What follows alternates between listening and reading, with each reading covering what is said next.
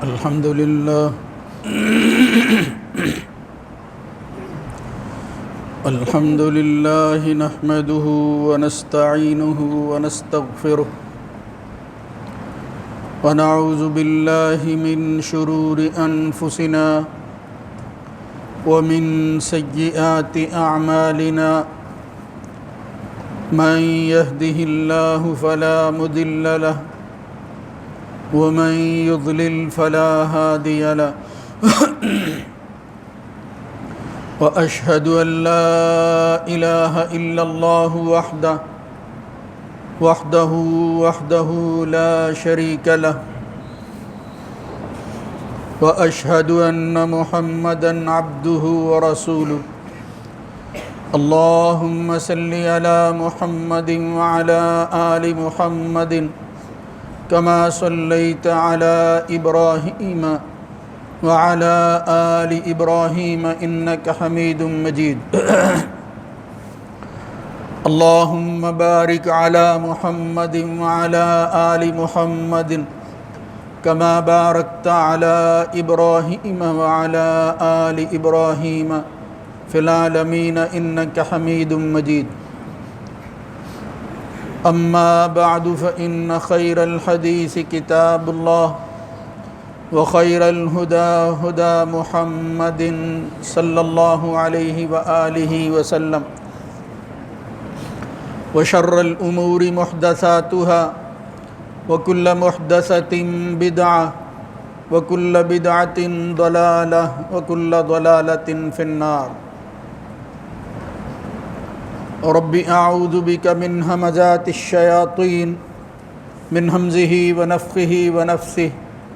يا أيها الذين آمنوا اتقوا الله حق تقاته ولا تموتن إلا وأنتم مسلمون يا أيها الناس اتقوا ربكم الذي خلقكم من نفس واحدة وخلق منها زوجها وبث منهما رجالا كثيرا ونساء واتقوا الله الذي تساءلون به والأرحام إن الله كان عليكم رقيبا يا أيها الذين آمنوا اتقوا الله وقولوا قولا سديدا يصلح لكم أعمالكم ويغفر لكم ذنوبكم ومن يطع الله ورسوله فقد فاز فوزا عظيما رب اشرح لي صدري ويسر لي أمري واحلل عقدة من لساني يفقهوا قولي يا أيها الذين آمنوا استعينوا بالصبر والصلاة إن الله مع الصابرين ولا تقولوا لمن يقتل في سبيل الله أموات بل أحياء ولكن لا تشعرون وَلَنَبْلُوَنَّكُمْ بِشَيْءٍ مِّنَ الْخَوْفِ وَالْجُوعِ وَنَقْصٍ مِّنَ الْأَمْوَالِ وَالْأَنفُسِ وَالثَّمَرَاتِ وَبَشِّرِ الصَّابِرِينَ الَّذِينَ إِذَا أَصَابَتْهُم مُّصِيبَةٌ قَالُوا إِنَّا لِلَّهِ وَإِنَّا إِلَيْهِ راجعون أُولَئِكَ عَلَيْهِمْ صَلَوَاتٌ مِّن رَّبِّهِمْ وَرَحْمَةٌ وَأُولَئِكَ هُمُ الْمُهْتَدُونَ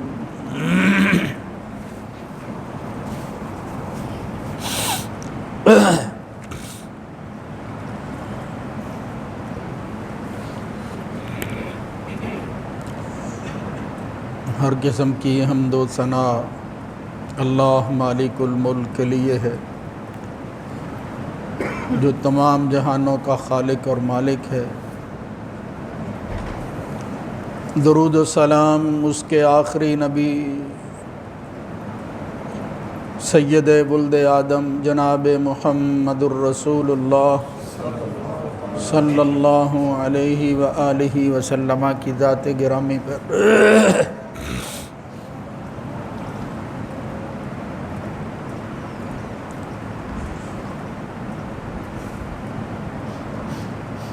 انسانوں کی تاریخ میں اگر کوئی ثابت شدہ حقیقت اور ہونے والے واقعات ہیں جن کا انکار ممکن نہیں ہے تو وہ اسلام کی تاریخ ہی کے اندر پائے جانے والے واقعات ہیں۔ اسلام ایک ایسی حقیقت کا نام ہے جس کا انکار کسی بھی صاحب فطرت انسان کے لیے، باشعور اور منصف مزاج کے لیے ممکن نہیں ہے۔ اس کا انکار ہو نہیں سکتا، اس لیے کہ وہ فطری دین ہے، اور جو اس کو اپنانے والے ہیں ان کی کمزوریاں اور کوتاہیاں بعض دفعہ لوگوں کے لیے موقع فراہم کرتی ہیں کہ وہ اس پر اشکال پیدا کریں، لیکن حقیقت یہ ہے کہ اس نظریے فکر اور سوچ کے اندر کوئی نقص اور خامی نظر نہیں آتی۔ اس کے ماننے والوں میں اگر کبھی کوئی کوتاہی، کوئی نقص ہے تو اس کا انکار نہیں کیا جا سکتا۔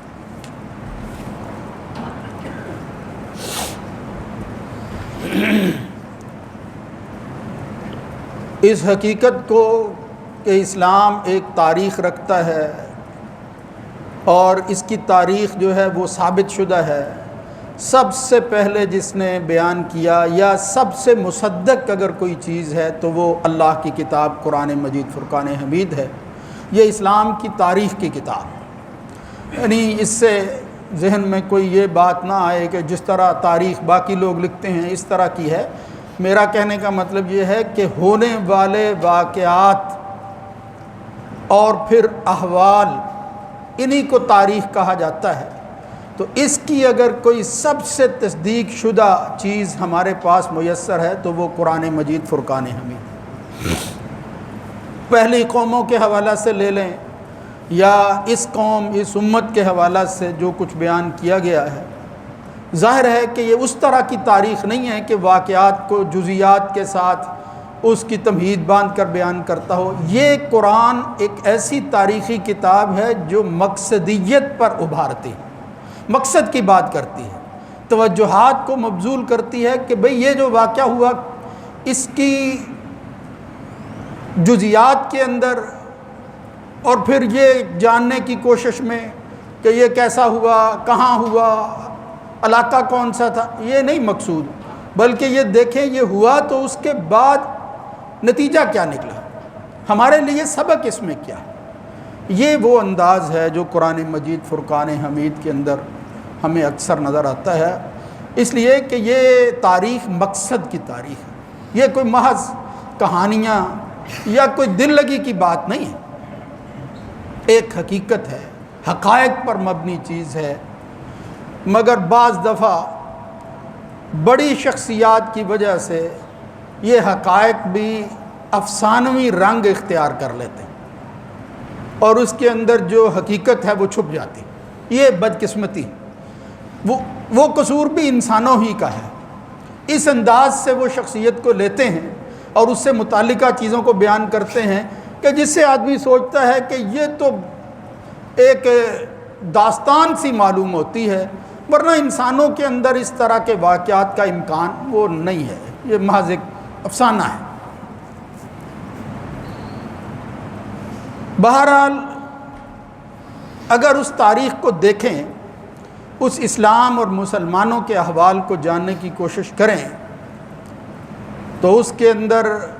بڑی چیزیں آپ کو نظر آتی ہیں، اور ان کا خلاصہ اور نتیجہ اور نچوڑ یہ ہے کہ اس مقصد کے حصول کے لیے آخری زندگی کو، اخروی حیات کو کامیاب بنانے کے لیے اس کا ماننے والا وہ کچھ کر گزرتا ہے کہ عام آدمی اس کے بارے میں سوچ بھی نہیں سکتا، اور وہ کیا ہے کہ وہ اپنی زندگی کو اس کے راستے کے اندر دے دینا، قربان ہو جانا سب سے بڑی کامیابی سمجھتا ہے، یعنی اپنے آپ کو مٹانا اسلام اور مسلمانوں کے ہاں کامیابی ہے، فخر کی بات ہے۔ ان اللہ اشتری من المؤمنین انفسهم واموالهم بان لهم الجنہ، اللہ سے یہ سودا کیے ہوئے ہیں کہ جنت ملے گی، اس کی خاطر اگر جان بھی چلی جائے تو یہ تو اعزاز کی بات ہے۔ اس سے بڑی سعادت اور کیا ہے کہ وہ ہماری جان کو اپنے راستے میں قبول کر لیں، تو یہ بہت بڑی بات ہے۔ اس اعتبار سے یہ اس کے ماننے والوں نے وہ مثالیں قائم کی ہیں کہ جس کے متعلق کسی نے بہت خوبصورت الفاظ میں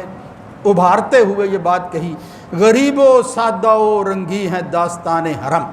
یہ جس سے حرم سے ہمارا تعلق ہے، اس کی تاریخ جو ہے وہ بڑی عجیب ہے۔ غریب و سادہ و رنگی ہے داستان حرم، ابتدا اس کی جو ہے اسماعیل، انتہا ہے حسین۔ یعنی آپ دیکھیں کس کس طرح کے واقعات ہوئے۔ کہیں باپ جو ہے وہ بیٹے کے جو ہے وہ اوپر چھری چلا کر اس کو ذبح کر رہا ہے، اس کی گردن پر جو ہے وہ چھری رکھ کے اللہ کے حکم کی جو ہے وہ تعمیل کرتے ہوئے وہ کچھ کر گزرتا ہے کہ جو انسانی عقل اور سوچ میں نہیں آتا۔ اس کے علاوہ آپ دیکھیں کہ جو مسلمانوں کا سب سے بڑا رہبر ہے، خود ہی مزدوروں کے ساتھ مل کر مزدوری کر رہا ہے، اپنے دانت شہید کروا رہا ہے۔ مطلب کیا ایسی باتیں ہیں؟ دنیا کی تاریخ تو یہ نہیں بتاتی کہ بڑے لوگ جو ہیں وہ بھی اسی طرح اپنی عوام کے ساتھ مل کر تکالیف جو ہے اس کو اٹھائیں جس طرح وہ اٹھا رہی ہیں، قوم اٹھا رہی ہے، بلکہ آگے بڑھ کر پیش قدمی کرتے ہوئے اس مسلمانوں کی تاریخ کے رہبر نے وہ مثالیں قائم کی ہیں کہ جس سے معلوم ہوتا ہے کہ واقعتاً ان کے پیش نظر یہ دنیا نہیں تھی، ورنہ تو معلوم ہوتا ہے کہ یہ لوگ جو ہے وہ خدا نخواستہ کوئی دیوانے ہی تھے۔ تو یہ ساری بات عرض کرنے کا مطلب یہ ہے کہ یہ وہ مقصد اور فلسفہ ہے انسانی اسلامی تاریخی زندگی کا جو ہر وقت پیش نظر رہنا چاہیے کہ یہ جان دی ہوئی اسی کی ہے۔ حق تو یہ ہے کہ حق ادا نہ ہو سکا، دے دے بندہ اللہ کے راستے کے اندر جان دے دے، باقی کیا رہ جاتا ہے، لیکن پھر بھی کہے کہ شاید جو تقاضا تھا وہ پورا نہ ہو سکا۔ یہ ہے مسلمانوں کی تاریخ، اور اس پر یقین جانیں کہ ہم قیامت تک فخر کرتے رہیں گے، اس لیے کہ اس کو ٹالا نہیں جا سکتا، اس کا انکار نہیں کیا جا سکتا۔ وقتی طور پر آپ لوگوں کے اعمال پر جتنے بھی اعتراض اور اشکال پیدا کر لیں، مگر ان حقائق کو کیسے جھٹلا سکتے ہیں؟ یہ اپنی جگہ جو ہے وہ ثابت شدہ چیزیں ہیں۔ منکر مخالف بھی اس کو مانے بغیر جو ہے وہ نہیں رہ سکے گے، چارہ کوئی نہیں۔ بہرحال اس وقت ہم محرم الحرام کے مہینے میں ہیں۔ اتفاق ایسا ہوتا ہے کہ جب یہ مہینہ آتا ہے تو دیگر اس کے اعمال کے ساتھ ساتھ اسلامی تاریخ کا ایک ایسا اندوہناک واقعہ سامنے آتا ہے جس میں ایک عجیب ہی مثال قائم ہوئی ہے۔ لوگ لڑنے کے لیے میدان میں نکلتے ہیں، فوجیں ساتھ لے کر جاتے ہیں، اور پھر دو بدو مقابلہ ہوتا ہے، اللہ تعالیٰ کی مدد جو ہے وہ اترتی ہے۔ لیکن اسلام کی تاریخ میں محمد الرسول اللہ صلی اللہ علیہ وسلم کے اس دنیا سے جانے کے بعد، ابھی 50 سال ہی ہوئے تھے یہ دنیا چھوڑے ہوئے محمد الرسول اللہ صلی اللہ علیہ وسلم کو، کہ انہی کے خاندان کے ایک فرزند نے ایک ایسی مثال قائم کی کہ جس کو وہ حق سمجھتے تھے، اور ان کا خیال یہ تھا کہ جو اسلام ہمیں سبق دیتا ہے اس کے مطابق اس دنیا کی حکمرانی، اس کی سیادت اگر کی جائے، فقر کے اندر زندگی گزار کر پھر سلطنت کا نظام چلایا جائے، تو یہ اسلام کا مقصود ہے، نہ یہ کہ اس کے ذریعے ہم جو ہے وہ اپنی آسائشیں، اپنی خواہشیں پوری کرتے رہیں اور لوگوں کو جو ہے وہ جیسے تیسے ہو وہ نگلتے جائیں، ان کی پرواہ نہ کریں یا ان کا بھی خیال رکھیں، لیکن صرف اس لیے کہ ان کی سلطنت جو ہے وہ آگے بڑھتی ہے، زمینیں جو ہیں وہ آگے بڑھتی جائیں، فتوحات اس طرح ہو کہ فلاں علاقہ جو ہے وہ بھی اس کے قبضے میں آ گیا ہے۔ یہ مقصود نہیں ہے۔ یعنی عزت اور شرف کی بات یہ ہے کہ ایک وقت تھا کہ مسلمانوں کا حکمران وہ مسجد کے اندر ایک چٹائی پر اپنے سر کے نیچے اینٹ رکھے ہوئے رات گزار دیتا تھا، لیکن رعب کا عالم یہ تھا کہ بڑی بڑی سلطنتیں اور اس وقت کی سپر قوتیں وہ ڈرتی تھی اس سے کہ وہ کون شخص ہے۔ عزت کس میں ہے؟ محمد الرسول اللہ صلی اللہ علیہ وسلم کے سامنے جب یہ بات کہی گئی، آپ ایک ایسی چارپائی یا چٹائی پر تھے کہ نشان پڑ گئے تو فرمایا وہ کیسر و کسرا جو ہے وہ تو آسائشوں میں رہیں اور ہمارا نبی محمد الرسول اللہ صلی اللہ علیہ وسلم ان تکلیفوں میں. تو حضور نے اسی وقت یہی بات جو میں عرض کر رہا ہوں مقصدیت کی تھی. بھئی ان کے لیے یہی سب کچھ ہے، اسی دنیا میں سب کچھ ان کو ملنا ہے. ہماری دنیا جو ہے وہ بھی آنے والی اور کوئی کمی نہیں رہے گی. جو کچھ وہاں ملے گا یہاں تو تصور بھی نہیں کیا جا سکتا. اور یہی وہ انداز ہے جس کو پھر اس کے ماننے والوں نے جو اختیار کیا ہے. تو میں عرض کر رہا تھا کہ محرم الحرام کے مہینے میں 10 تاریخ کو ایک واقعہ ہوا جسے واقعہ کربلا کے نام سے جو ہے وہ جانا جاتا ہے. اس میں حضور کے ایک نواسے جناب فاطمہ کے بیٹے حسین رضی اللہ تعالیٰ عنہ نے ایک مثال قائم کی کہ مسلمانوں کی قیادت کی جس پٹڑی پر چل رہی ہے اگر اس کا ڈرائیور درست نہ ہو یا پھر وہ انداز اختیار کر کے سیادت ایسے لوگوں کے ہاتھ میں دی جائے جس کو لوگ قبول نہیں کرتے، ان سے بہتر لوگ موجود ہیں، تو بہتر کے مقابلہ کے اندر برتری جو ہے وہ ایسے بندے کو دی جائے جو مفضول ہے، تو یہ فضیلت والے بندوں کی قدر نہیں ہے. اہل اسلام اپنی جن خوبیوں کی وجہ سے اس کے حقدار ہوتے ہیں وہ بندے اور ہوں اور دوسرا بندہ جو ہے وہ آ جائے. تو یہ نہیں ہے، ہو بھی سکتا ہے، ایسا ہو بھی سکتا ہے، لوگوں کے انتخاب میں بھی غلطی ہو سکتی ہے، لیکن پھر سمجھانا یہ مقصود ہے کہ یہ جو کچھ بھی ہو گیا اگر یہ بندہ بھی حق اور سچ پر لوگوں کو چلائے گا، انہی اصولوں پر چلے گا جو اس سے پہلے جو ہے وہ لوگ پیش کر کے چلے گئے، وہ ابو بکر و عمر و عثمان و علی، تو کوئی بات نہیں، ہم اس کو قبول کرنے میں بالکل ہچکچاہٹ محسوس نہیں کریں گے بلکہ اس کا ساتھ دیں گے. مگر ایسا ہوتا ہوا جب نظر نہ آیا یہ واقعہ کہ یہ ہوا کیا، کیوں ہوا، کیسے ہوا، نوبت یہاں تک کیسے پہنچ گئی، اس کے لیے 1-2 خطبات نہیں، ایک تاریخی حقیقت ہے، اس کو جاننے کی ضرورت ہے کہ آخر غلطی کہاں سے لگی، یہ پٹڑی بدلی کیسے ہے. بہرحال جب یہ ہوا اور ان لوگوں نے جو ہے وہ بزور کوشش کی کہ سب لوگوں کو ماتحت کر کے بیعت لی جائے، تو ان میں سے جن لوگوں نے انکار کیا ان میں سے یہ شخص جناب حسین رضی اللہ تعالیٰ عنہ تھے جنہوں نے بیعت سے انکار کر دیا. یہ عظیم فرزند تھا. یہ میرے بھائیوں ممبر رسول پر اس کے تذکرے کی ضرورت حضور کے بعد اس لیے پیش آتی ہے. آپ یقین جانیں، میں اللہ کو حاضر ناظر جان کر کہتا ہوں اس وقت یہ بھی ایک ایسا رنگ اختیار کر چکا ہے یہ واقعہ اور یہ شخصیت کہ جس کی وجہ سے ڈر لگتا ہے کہ زبان سے کوئی ایسی بات نہ نکل جائے جس سے غلط فہمی پیدا ہو یا لوگ اس کو غلط رنگ نہ دے دیں. ورنہ حدیثیں بیان کرنے والے ہم لوگ، ممبر پر کھڑے ہو کر یہ کہنے والے ہم صرف اللہ رسول کی ماننے والے ہیں، یہ حدیثیں کیوں بیان نہیں کی جاتی؟ وہ اسی وجہ سے کہ حقیقت جو ہے وہ بدل گئی ہے، ماحول کچھ اور طرح کا ہو گیا ہے. کوئی بھی بات کریں تو طرف داری معلوم ہوتی ہے کسی نہ کسی گروہ کی کہ شاید یہ اس کی طرف داری کی خاطر یہ بات جو ہے وہ کی جا رہی ہے اور دوسروں کی مخالفت کی جا رہی ہے. لہذا میں قطع نظر اس سے کہ وہ واقعہ کیا ہوا، کس طرح انہوں نے جان دی، وہ جس طرح میں نے بیان کیا اس کے اندر رتب و یابس بہت شامل ہو گیا.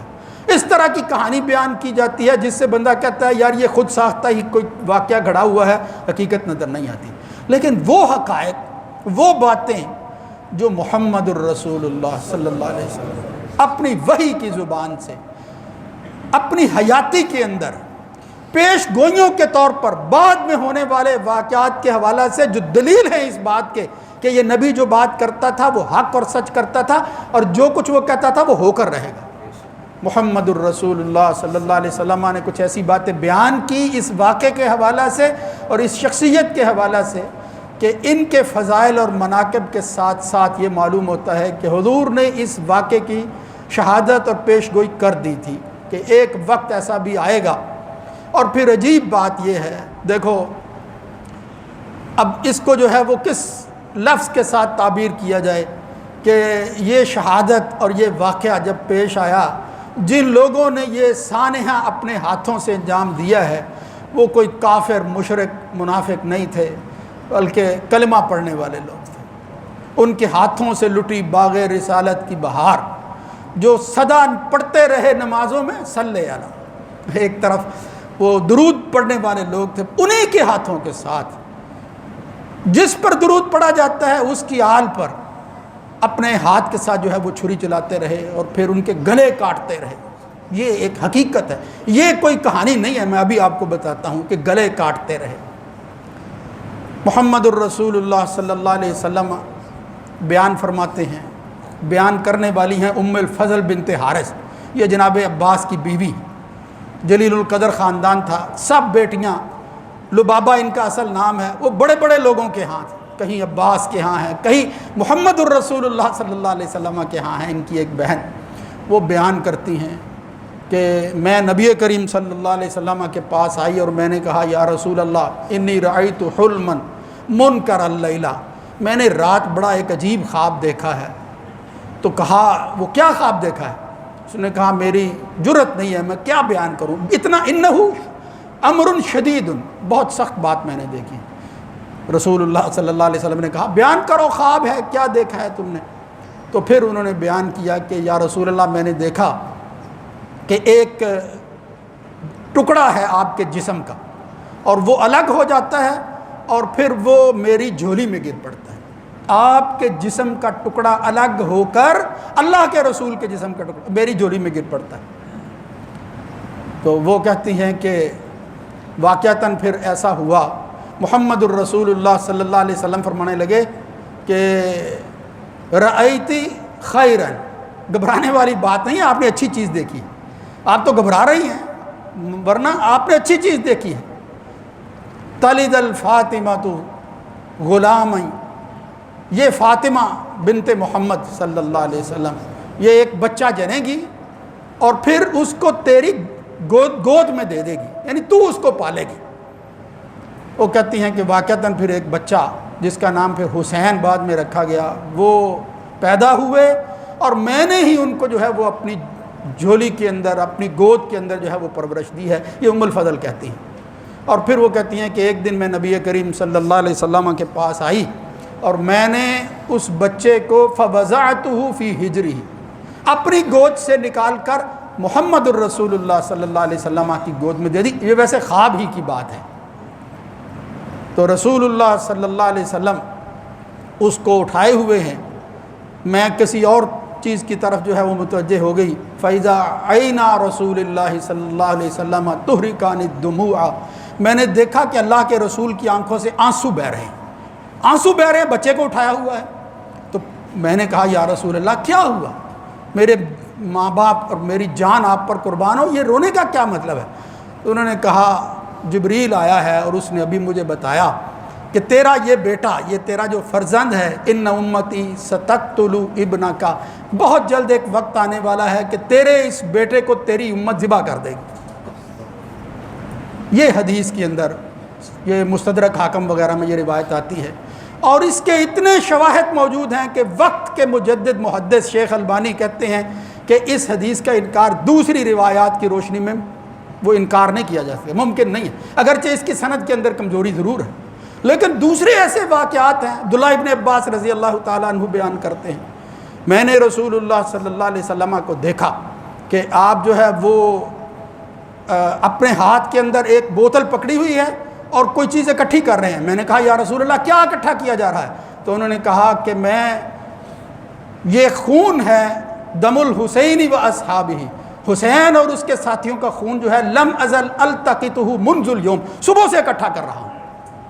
یہ دیکھا، یہ بھی بڑی عجیب بات تھی کہ حضور جو ہے وہ یہ کام کر رہے ہیں۔ عبداللہ ابن عباس کہتے ہیں کہ پھر میں نے وہ وقت کو یاد رکھا اور میں نے دیکھا این فاحصی ذالک الوقت فوجد قتل ذالک فاجد قتل ذالک الوقت، جس وقت یہ حادثہ کربلا کے اندر پیش آیا این اسی وقت مجھے خبر ملی اور پھر میں نے کہا ہاں اسی وقت، بالکل ظہر کا وقت تھا، یہی گھڑی تھی جب میں نے رسول اللہ صلی اللہ علیہ وسلم کو یہ کام کرتے ہوئے دیکھا، اور یہ حضور کی صداقت کی دلیل ہے کہ یہ واقعہ عین اسی وقت ہوا اور یہ پیشن گوئی سچ ثابت ہوئی جس طرح حضور نے بیان فرمائی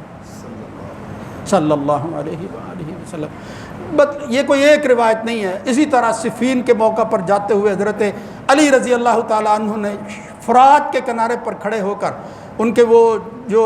متھرا اٹھانے والے، وضو کا پانی اٹھانے والے لوگ تھے، وہ کہتے ہیں کہ ہم نے دیکھا فرات کے کنارے پر جناب علی کھڑے ہوئے اور وہاں کہتے ہیں اصبر ابا عبداللہ، اصبر ابا عبداللہ، اے ابو عبداللہ صبر کرنا، صبر کرنا۔ ہم نے کہا بھئی یہ کیا موقع ہے، جنگ کے لیے جا رہے ہیں اور یہ فرات کے کنارے پر صبر کی بات کر رہے ہیں، کس کو کہہ رہے ہیں؟ ابو عبداللہ وہ تو حسین کا جو ہے وہ لقب ہے، کنیت ہے ان کی۔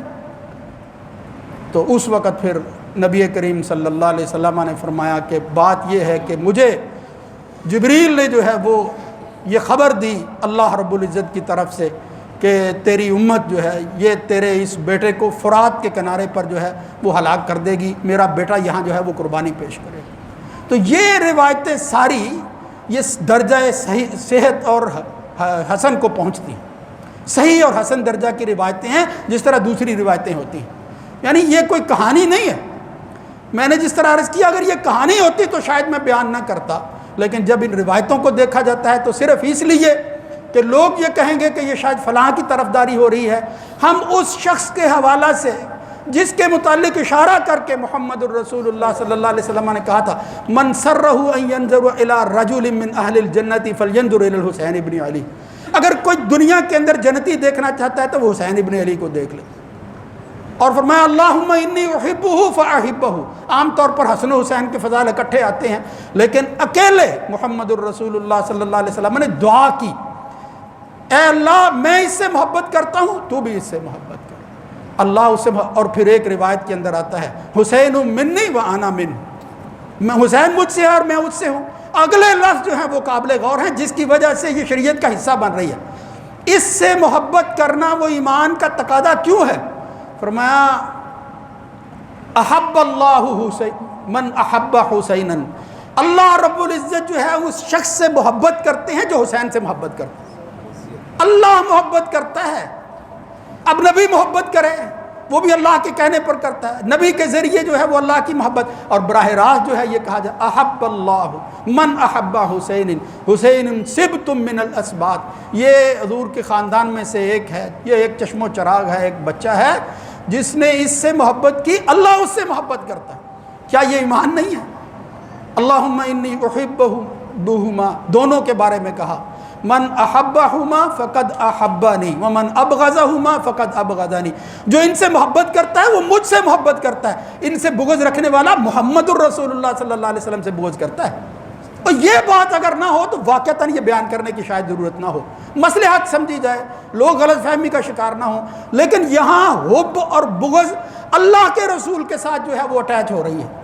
اس لیے اس کو بیان کرنا یہ ایمان کا تقاضا ہے۔ اور ہم کیا کر سکتے ہیں؟ اب اس کے بعد جو ہے وہ ہمارے کرنے کے لیے کیا ہے؟ کوئی اس طرح کسی کے بیٹے خاندان کے ساتھ اس طرح کا واقعہ ہو، کیا بندہ بھول سکتا ہے؟ کیسے ممکن ہے؟ اور پھر اللہ کے رسول کے خاندان کے ساتھ وہ جن کے احسانات جو ہیں وہ ساری زندگی انسان جو ہے وہ مرے اور جیے پھر پورا نہیں کر سکتا، محمد الرسول اللہ صلی اللہ علیہ وسلم کے احسانات اور ان کے خاندان اور ان کے نواسے کے ساتھ یہ کچھ ہوا، اور پھر ہم جو ہے وہ خدا نخواستہ خوشیاں منائیں، اور پھر جو ہے وہ ہم خوشیوں کے اندر جو ہے وہ سبیلے لگا کر حلوے پکائیں اور پھر کھاتے رہیں، یعنی وہ اللہ کے لیے کسی اور دن کریں، وہ اللہ کے راستے میں وہ اور بات ہوتی ہے، لیکن یہ خوشی کا عالم بنا لینا یہ تو خوشی معلوم ہوتی ہے، اس لیے یہ کوئی خوشی والی بات نہیں ہے۔ میں نے جس طرح عرض کیا کہ اس واقعے کے حوالہ سے جو چیزیں ثابت شدہ ہیں جن کا انکار ممکن نہیں ہے وہ تو یہی پیشن گوئیاں ہیں جن سے معلوم ہوتا ہے، اور اس کی سب سے بڑی دلیل آخری ایک روایت پیش کر کے بات کو ختم کرتا ہوں، وہ صحیح بخاری کے اندر آتی ہے، صحیح بخاری کے اندر، اور بیان کرنے والا بھی کون ہے؟ کوئی عام آدمی نہیں ہے، عبداللہ ابن عمر، عمر کا بیٹا ہے عبداللہ ابن عمر ابن خطاب۔ ایک شخص آیا اور اس سے آ کر پوچھا، ایک آدمی آیا وسألہ من المحرم، وہ احرام باندھے ہوئے تھا، ان یقتل الذباب، اور پوچھتا کیا ہے؟ وہ کہتا ہے کہ اگر احرام کی حالت کے اندر بندہ مکھی یا مچھر مار دے تو پھر اس کا کیا حکم ہے؟ عبداللہ ابن عمر اس کی طرف دیکھتے ہیں اور کہتے ہیں اس شخص انظروا الی ھذا الرجل، اس کی طرف دیکھو۔ پوچھا کہاں سے؟ وہ کہتا ہے اہل عراق میں سے، عراق میں سے ہوں، عراقی ہوں۔ تو فرمایا اللہ ان پر رحم فرمائے، کیا لفظ بیان کیے حضرت عبداللہ ابن عمر نے؟ فرمایا قتلوا ابن بنت رسول اللہ صلی اللہ علیہ وسلم. کیا عجیب لوگ ہیں. ایک طرف اللہ کے رسول کی بیٹی, اللہ کے رسول کے نواسے کو ہاتھوں سے ذبح کر دیا, دوسری طرف مکھی اور مچھر کے مارنے پر سوال کر رہے ہیں. کیا باتیں پوچھ رہے ہو اللہ کے بندو, تمہارا جرم جو ہے وہ کیا ہے؟ اور پھر وہی جو میں نے عرض کیا, یا اُتِیَ عبید اللہ ابن زیاد برأس الحسین, یہ حسین کا جو ہے وہ سر عبید اللہ ابن زیاد بدبخت کے پاس لایا گیا. فجعل فی طست, ایک تھال کے اندر رکھا ہوا تھا. فجعل ینکت, وہ جس طرح چھڑی کے ساتھ جو ہے وہ اس طرح بندہ کرتا. یہ صحیح بخاری کی روایت ہے, ترمذی میں بھی آتی ہے, لیکن ترمذی میں ہے کہ اس کے ہاتھ کے اندر چھڑی تھی, وہ اس سر کو جو حضرت حسین کا سر تھا ناک پر وہ چھڑی مار رہا تھا عبید اللہ ابن زیاد, اور پوچھ رہا تھا کہ اس میں کیا حسن ہے بھائی, یہ تم کہتے ہو بڑا حسین ہے. فجعل فی حسنہ شیئا, حضرت انس کہتے ہیں اس نے اس کے حسن کے بارے میں, جناب حسین کے حسن کے بارے میں بات کی, کیا حسن ہے اس کا. اس بدبخت کو پتہ نہیں تھا کہ اس حسن کے متعلق اللہ کا رسول کیا کرتا رہا. تو اس وقت انس بن مالک رہ نہ سکے, فرمایا کانا اشبہہم برسول اللہ صلی اللہ علیہ وسلم. بے نصیب یہ شخص وہ ہے جس کی سب سے زیادہ مشابہت اگر کسی کے ساتھ ہے تو وہ اللہ کے رسول کے ساتھ. تم چھڑیاں مار رہے ہو اس کو. اور پھر بس میں نے جس طرح عرض کیا تھا, بات تو بہت لمبی ہوتی جائے گی. یہی بے نصیب, یہی عبید اللہ ابن زیاد, جس نے خاص طور پر آ کر اس طرح کے حالات پیدا کیے کہ حضرت حسین کی شہادت ہوئی اور پھر ان کا سر لایا گیا. ایک وقت ترمذی میں روایت آتی ہے, میں کوئی طبقات, کوئی تبری کی بات نہیں کر رہا, میں بخاری مسلم کی روایتیں آپ کو سنا رہا ہوں. اسی عبید اللہ ابن زیاد کا وقت نے پھر جو ہے وہ پلٹا کھایا ہے, اور پھر اللہ رب العزت نے دکھایا کہ جو مظلوموں کے ساتھ یہ ظلم کرتا ہے, پھر میں ان کو دنیا میں انتقام کا نشانہ کیسے بناتا ہوں. وہ عبرت بن جاتے ہیں. اسی عبید اللہ ابن زیاد کا سر جو ہے وہ رہبہ کے اندر مسجد میں لایا گیا, اور وہ کہتے ہیں کہ مسجد میں جب وہ رکھا گیا, اس کا اور اس کے ساتھیوں کے سر پڑے ہوئے تھے, نزیدت, تہ بتہ پڑے ہوئے تھے, کہ لوگ دیکھتے ہیں اور گھبرا کر کہتے ہیں جات جات, وہ دیکھو کیا آیا. تو کیا دیکھا, ایک سانپ آتا ہے, سانپ, اور وہ آ کر ان کے نتنوں کے اندر جو ہے وہ داخل ہو جاتا. عبید اللہ ابن زیاد کے نتنے کے اندر من خرئی عبید اللہ ابن زیاد خاص طور پر آتا ہے, جاتا ہے. 2-3 دفعہ یہ واقعہ ہوا. لوگوں نے دیکھا اسی دنیا کے اندر کہ حسین کے سر کے ساتھ یہ زیادتی کرنے والے عبید اللہ ابن زیاد کو اسی دنیا میں اللہ رب العزت نے اپنے ایک مخلوق وہ سانپ کو بھیج کر یہ بتایا کہ ان کے ساتھ آخرت میں اور پھر قبر کے اندر کیا ہونے والا ہے, دنیا میں ہی ہے انسانوں دیکھ لو. جو مظلوموں کے ساتھ یہ ظلم کرتا ہے, پھر اللہ رب العزت جو ہے ان مظلوموں کے ساتھ ہوتا ہے. اللہ رب العزت ہمیں رتب و یابس سے بچ کر اس حقیقت کو سمجھنے کی توفیق نصیب فرمائے. ہم ان لوگوں میں اٹھیں کہ جن کے دائیں بائیں اللہ کے رسول ہوں گے اور حسن و حسین ہوں گے, جن کے ساتھ محمد الرسول اللہ صلی اللہ علیہ وسلم محبت کرتے رہے. مقابل کے اندر اب مقابل کا کیا ذکر کرنا ہے, ان کا ایمان اللہ رب العزت جانتا ہے, اور پھر یقیناً ہر انسان کا ایمان اللہ جانتا ہے. ہمیں اس سے غرض نہیں ہے کہ وہ بخشے جاتے ہیں یا نہیں بخشے, کیوں نہیں. اللہ رب العزت جو ہے وہ تو پتہ نہیں کس بات پر انسان کو بخش دیتا ہے, لیکن جو حقیقت ہے, جو کچھ ہمیں احادیث سے معلوم ہوتا ہے, اس کو پیش نظر رکھ کر بس یہی کہنا کہ لعن اللہ من قتل حسین. یہ بات جو ہے یہ بھی کسی اور کی نہیں ہے. اس دنیا کے اندر سب سے بڑا انسان جس نے اس مخالف گروہ کے حوالے سے سب سے زیادہ کتابیں اور بڑی بڑی باتیں لکھی ہیں, وہ شیخ الاسلام ابن تیمیہ ہیں. وہ کہتے ہیں حسین کو قتل کرنے والوں پر لعنت, من اعان علی قتلہ فعلیہ لعنت اللہ والملائکۃ لا یقبل اللہ منہ عدلا ولا صرفا. اللہ رب العزت ان کی معاونت کرنے والے لوگ, قتل کے اندر شریک ہونے والے لوگوں پر بھی اپنی لعنت فرمائے. اللہ تعالیٰ ان کے پھر اعمال کو قبول کرنے والا نہیں ہے. کیسے قبول کرے جنہوں نے یہ زیادتی کی ہے. تو ہمارا بھی یہی عقیدہ ہے. اللہ رب العزت ان باتوں کو صحیح مقام پر رکھ کر سمجھنے کی توفیق نصیب فرمائے. یا اللہ حق پر قائم رکھنا, اسی پر جو ہے وہ ہمارا خاتمہ ہو, اور پھر انہی لوگوں کے ساتھ شامل کر لینا جن سے تو محبت کرتا ہے. اقول قولی ھذا استغفر اللہ.